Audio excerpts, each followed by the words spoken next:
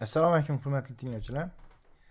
Bugun sizlar bilan juda qiziqli bo'lgan bitta mavzu haqida gaplashmoqchiman yoki bo'lmasam bilimlarimni sizlar bilan bo'lishmoqchiman. Shuning masala, siz katta sayohat kompaniyasida administratorsiz yoki bo'lmasam marshrutlarni belgilagan odamsiz. Sizning rolingiz shunaqa deylik. Bugungi masalamiz logistika masalasi, ya'ni qanday optimal yo'llar bilan, optimal xarajatlar bilan sayohatni tashkil qilish mumkin. Shu misolni ko'rib chiqamiz. Mana men tablitsa qilib qo'ydim. Birinchi tablitsamizni, ya'ni jadvalimizni tushuntirib beraylik.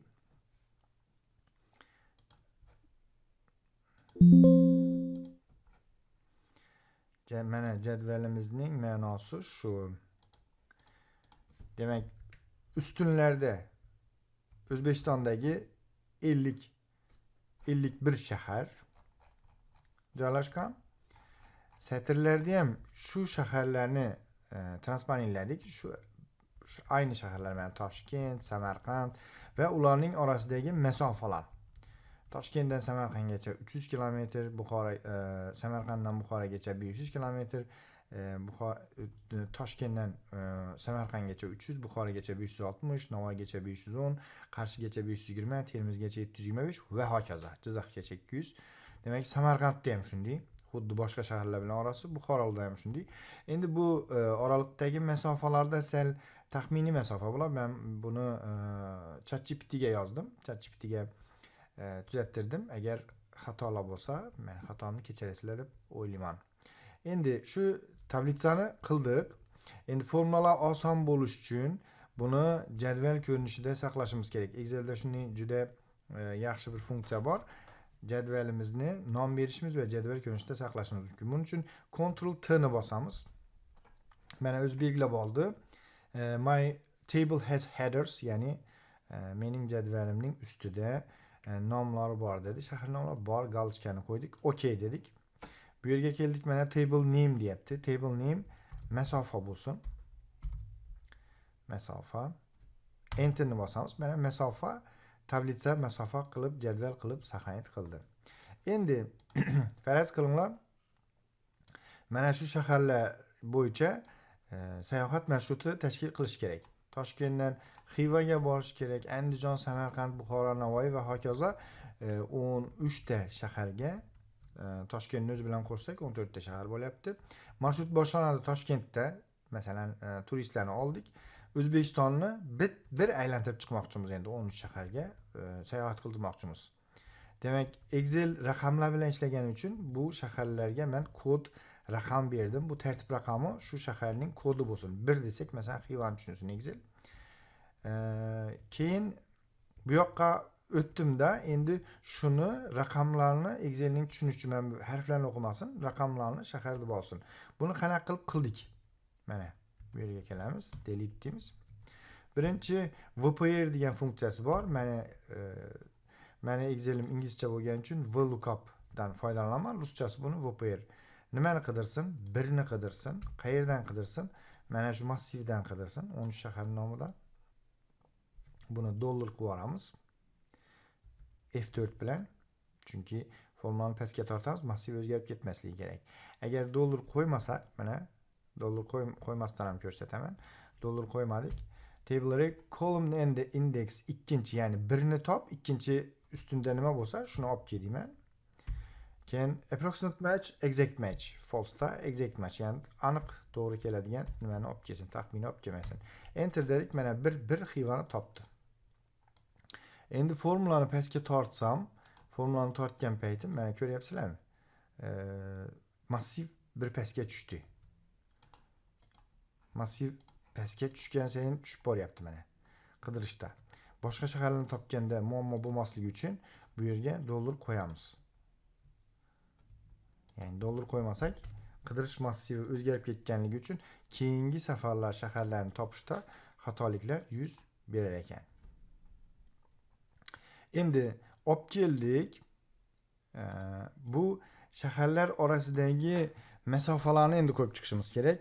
Shu marshrutimiz shunday tashkil qilinishi kerakki, eng kam kilometr bilan eng ko'p shaharga boraylik. Ya'ni minimum xarajat bilan maksimum shahar aylanishimiz kerak. Buning uchun nima qilamiz? Demak, index match yoki bo'lmasam index poisk pos formulalardan foydalanamiz Excel'da. Teng deymiz. Index. Menda index İngilizce, sizlarda index Rusça bo'ladi. Array deyapti. Значит, array bizada nima edi? Tablitsamiz masofa. Masofani ichidan topsin. Row number, column number. Endi indeksni sizlarga tushuntirib o'tay. Indeksni men shuni beraman. Masalan, Namangan beraman, Samarqandni beraman. Namangan bilan Samarqandning kesishmasida nima bo'lsa, 500 bo'lsa, shu 500 ni topib kelish kerak-da. Indeksning ma'nosi shu. Teng deymiz. Index jadvalni nomini berganimiz shuning uchun yaxshi. Jadvalni yozib o'tirmaymiz, faqat masofa deymiz. Adreslarni ko'rsatib o'tirmaymiz. Endi row number bu satr nomeri. Satr nomerini match bilan toptiramiz. Match lookup value xivani qidir deymiz. Xivani qidir. Lookup array masofadan qidirsin. Shu jadvaldan masofaning shahar degan ustunidan qidirda xivani top dedik. Keyin exact match yana точный to'g'ri kelsin, aniq to'g'ri kelsin deymizda yapamiz. Demak, biz hozir xivani toptirdik satrlardan, jadvalimizdan satrdan xivani topdik. Endi column number deydi, ustunni topishimiz kerak. Endi ustunni ham yana match deymiz. Match lookup value Toshkentni topsin bu safar. Toshkent bilan xivani orasidagi masofani toptiramiz. Lookup array yana masofa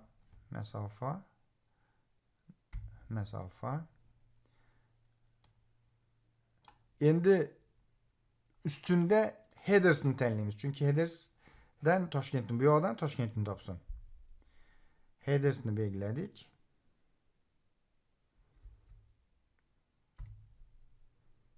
Yana exact match deymiz. Yani точно to'g'ri kelsin, aniq to'g'ri kelsin yapamiz.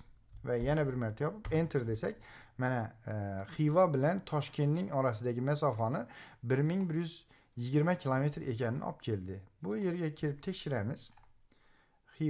Xiva Toshkent mana Toshkent bilan Xivaning kesishmasida 1120 turibdi. Ya'ni formulamiz to'g'ri ishladi. Formulani endi pastgacha tortamiz. Tortdik. Andijon bilan Xivan o'rtasida qancha bor? Andijon Xivani topamiz. Xiva 800 kilometr. Andijon Xiva mana 800 kilometr to'g'ri. Endi Andijon bilan Xivani orasi 800 emas, sal ko'proqdi, lekin bizlar shu ChatGPTda sal xato bo'lgan bo'lishi mumkin, zarar yo'q. Endi bu o'rganish maqsadida qilyapmiz, o'shaning uchun 800 debdi, 800 to'g'ri. Shu jadvaldagi ma'lumotlarni to'g'ri topib keldi. Endi biza mana shu bosib o'tiladigan masofani summasini topishimiz kerak. Alt tengni bossak, demak summa chiqadi yoki bo'lmasam qo'lda mana bu sigma summani tanlasangizlar ham bo'ladi. Summa mana shu kilometrlarning hammasini summasini chiqarsin. Ko'rdingizlar, agar biza mana shu tartibda sayohatni bitta avtobus bilan tashkil qilsak, 5360 kilometr masofa bosishimiz kerak. Agar avtobus 100 kilometrga 30 litr dizel yoqilg'isi yoqsa va dizel yoqilg'isi $1 tursa bahosi, demak 5300 ni 100 ga bo'lsak 54 litr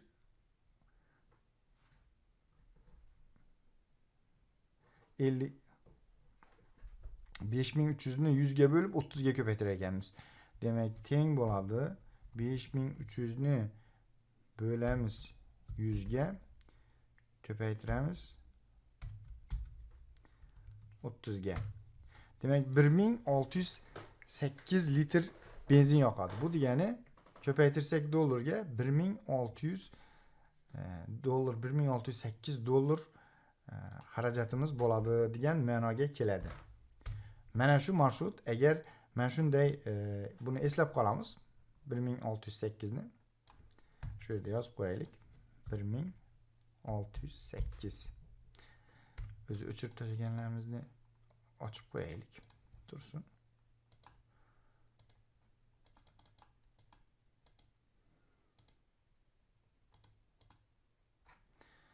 $1608 dizel yoqilg'isi yoqar ekan. Endi shu marshrutlarni vizual ko'rib turishimiz ham mumkin kartada. Qanday qilib ko'rishimiz mumkin? Mana shu yerda insert, ya'ni vstavkada mana menda chiqib turibdi Bing Maps. Yo'q bo'lsa Get Add-ins bor. Shuni bosasizlar. Shu yerda Microsoft Store'dan, magazindan Bing deb yozib search desangizlar, mana Bing Maps chiqdi. Add deysizlar, mana shu yerga keladi. Mana Bing Maps'ni bosamiz. O'zimizga kerakli holga olib kelib olamiz. Mana bu taklif nimasini yapamiz. Keyin qaradik, O'zbekistonning kartasi chiqdi. Bing Maps'da. Mana shunday yonimizga olib kelib qo'yamiz-da. Endi shaharlarni shunday belgilaymiz. Belgilaymizda shaharlarni ko'rsatdimiz. Mana Bing Maps'da. Shaharlarni ko'rsatdi. Endi bizning hozirgi tashkil qilgan marshrutimiz qanday bo'ldi? Shu nima bilan qo'ysak, strelka bilan qo'ysak,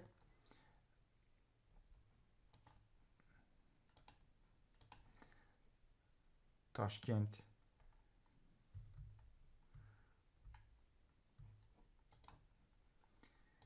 shunday Xivaga keldik. Xivadan yana qayerga ketdik? Andijonga ketdik.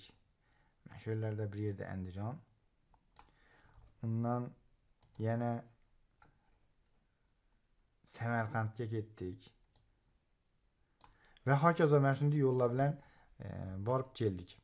Endi buni vizual olarak ko'rganda ham tushunishimiz mumkinki, bu yerda xatolik bir nima qildik.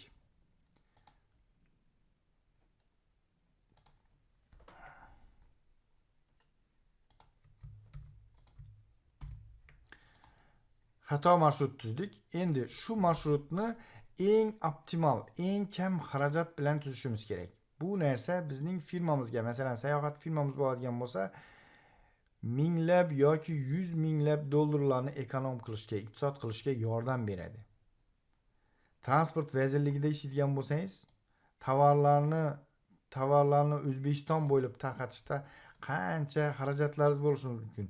Shu millionlagan dollarlab xarajatlarni iqtisod qilish mumkin. Faqat mana shu transport masalasini yechib. Endi bizning misolimiz shu sayohat kompaniyasida bitta avtobusni O'zbekiston bo'ylab sayohat qildirish marshrutini eng kam xarajat bilan qildirishadi. Buni Excelda qanday qilib qilamiz? Solver bor. Shu yerda data solver mana shu funksiya bor.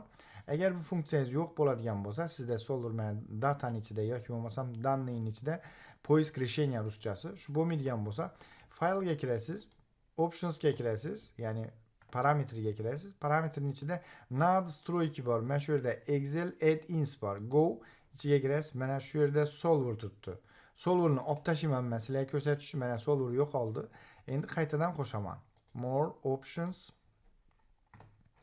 nadstroyki, Excel Go demanda, solver demanda. Bu poisk решения ruschasi. Okay desam, mana shu yerda poisk решения keladi. Mana keldi poisk решения. Endi shu poisk решения bilan shu misolni yechtiramiz. Birinchi shu mavjud nimalarni o'chirib tashlay, sizlarga tushunarli bo'lish uchun. Birinchi maqsad funksiyamizni ko'rsatishimiz kerak. Mana bizning maqsad funksiyamiz. Mana shu kilometrlar eng oz bo'lish kerak. Bu yerda mana maksimum bor, minimum bor yoki bo'lmasa ma'lum bir sondan kam bo'lsin deb ko'rsatishimiz mumkin. Minimum tanlaymiz. Maqsad funksiyamiz mana shu to'plam kilometrlarimiz eng oz bo'lsin. By changing variable sales, ya'ni hujralarni o'zgartirib, mana shu shaharlarni o'zgartirsin, o'rnini, marshrutni o'zgartirsin va eng kam kilometr bo'lganini chiqarsin. Bu yerda esa subject to the constraints, ya'ni constraint bu cheklovlar. Cheklovlarimiz kirishimiz kerak. Birinchi, mana shu raqamlarimiz kichik yoki teng 13 bo'lsin. Ya'ni 13 shaharni tanlasin, ko'p tanlamasin. Yana qo'sh deymiz. Yana shu raqamlarimiz integer, ya'ni butun bo'lsin. Add deymiz. Yana shu raqamlarimiz different bo'lsin, ya'ni all different. Bular 1, 2, 3 takrorlanmasın. Birini ishlatdimi bo'ldi, birini qayta ishlata olmaydi. Okay. Mana constraintlarimizni berdik. Endi select a solving method. Bu yerda simplex method bu linear masalalarni ishlaydi. Non-George non-linear bu chiziqli bo'lmagan, ya'ni bu chiziqli nimani optimizatsion, bu chiziqli bo'lmagan optimizatsiya.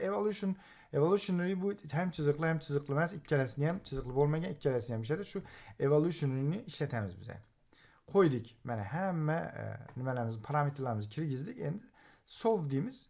Yetishga bosdik. Mana bu yerda ko'rsatyapti mana 2380 2300 ni topdi. Mana 5300 edi, 2300 ni topdi uju.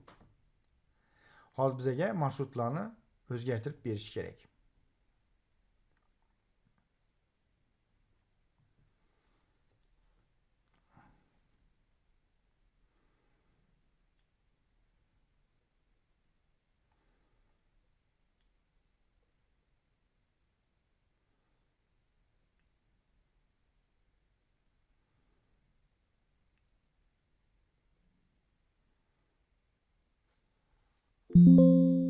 Mana mumkin bo'lgan barcha variantlarni ko'rib chiqdi. Ko'rdingizlar, pastda qarab turdingizlar. 250-300 ming variantni ko'rib chiqdi va oxirida eng kam xarajatli bo'lgan marshrutni belgilab berdi. Okay deymiz. Qarang, 5300 kilometrlik bizani nimamizni, masofamizni 2300 kilometrga tushirib berdi. Endi mantiqan o'ylanib qarasak ham to'g'ri, shundan nima bo'lmaydi. Mana shaharlarni ko'rishingiz mumkin. Toshkent, Guliston, Jizzax, keyin Vodiyga ketdi. Qo'qon, Namangan, Farg'ona, Andijon vodiyni aylanib keldi. Keyin Navoiy, Buxoroda to'xtamasdan to'g'ri Xivaga bordi. Keyin Urganch, Termiz, Buxoro, Qarshi, Samarqand, Toshkent qilib qaytdi. 2300 kilometr gerçekten rostdan ham juda nima? Optimal kilometr. Nimaga? Chunki Urganchdan Toshkentgacha to'g'ri pryamoy borganda 1000 kilometr desak, o'z borish kelish 2000 kilometr bo'ladi. 2300 deganimiz eng kam xarajat bilan qilib berdi. Endi o'zlaringiz o'ylanib qaranglar.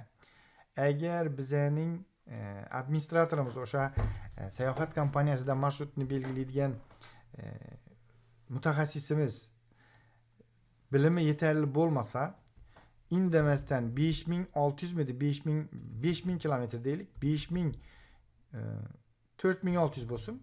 4600 2 baravar bo'ladi. Shunda 4600 kilometrlik marshrutni belgilab jo'natib yuborsa, yana shu shaharlarga boradi. Faqat shofyorlar bekordan bekorga optimal bo'lmagan yo'llardan yuradi. Bizga hozir bu misolimiz 2300 kilometr qilib berdi.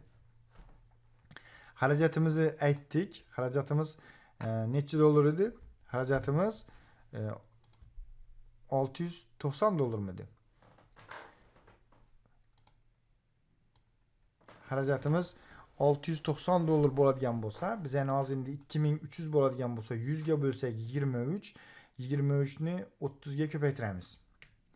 Teng 2300 ni bo'lamiz 100 ga ko'paytiramiz 30 ga. Demek 690 bo'lar ekan. Agar 2 baravar ko'p bo'ladigan bo'lsa, shu xarajatimiz. Buni ko'paytiramiz 2 ga. Demek 1380. Bir avtobusning o'zida 690 dollarlik salarkani ortiqcha yoqishga sabab qiladi bizning birinchi mutaxassisimiz. Birinchi mutaxassis. Ya'ni Excel'ni bilmaydigan, bizani mana shu poisk решенияni bilmaydigan mutaxassisimiz marshrut yanglish marshrut chizsa va hech kim uni tekshirmasa 690 dollarga firmani qo'shimcha xarajatga duchor qilishi mumkin edi. Ikkinchi mutaxassisimiz Excel'ni biladi, solver funksiyani biladi, ya'ni poisk решенияni biladi. U 690 dollarni firmasini 690 dollarga boyitadi. Endi o'ylanib qaranglar, men eng üst derecesini aytdim, $690. Bunaqa bo'lishi sal nimaroq, mutaxassislar baribir biladi, lekin 2300 emas. Men shu marshrutni bemalol 3000 qilishim mumkin edi. Masalan, 3000 qilganda ham 700 kilometr ortiqcha yo'l bosishga majbur qilardi. 2300 emas, 3000 qilsa, demak 3000 kilometr qilsa men shu marshrutni, demak 700 kilometr oshiqcha bostirardi. 700 kilometr deganimiz yana salarka xarajatini nima qiladigan bo'lsak, buni bo'lamiz 100 ga, ko'paytiramiz 30 ga. Demak 210 litr salyarka deganimiz $201 dan hisoblasak, $210 yoki bo'lmasam 11000 so'mdan ursak, $200. Bir avtobusda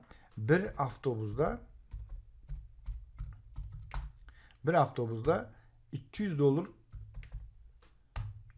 oshiqcha sarf xarajat qilardi. Endi shunaqangi turistik kompaniyalar bor, 40-50 avtobus bor. 40-50 avtobus oyda bir marta men shu marshrutni qilsa, demak teng 200 ni ko'paytiramiz 50 ga. $10,000 bekorga, ya'ni xarajat qilinganini ko'rishimiz mumkin. Ya'ni именно shu ish qilindi. Ikki xil usul bilan 2300 emas, 3000 kilometrlik usul bilan qilingani uchun firma $10,000 qo'shimcha xarajat qilishi mumkin. Ya'ni zarar ko'rishi mumkin yo'q yerda. Shuning uchun bu narsalarni tushungan, bilgan oson. Bilganlarga hamisha oson, bilmaganlarga qiyin. Shuning uchun bilishga, o'rganishga harakat qilish kerak. Shuning bilan bugun logistika masalasiga bag'ishlangan darsimiz tugadi. Salomat bo'ling.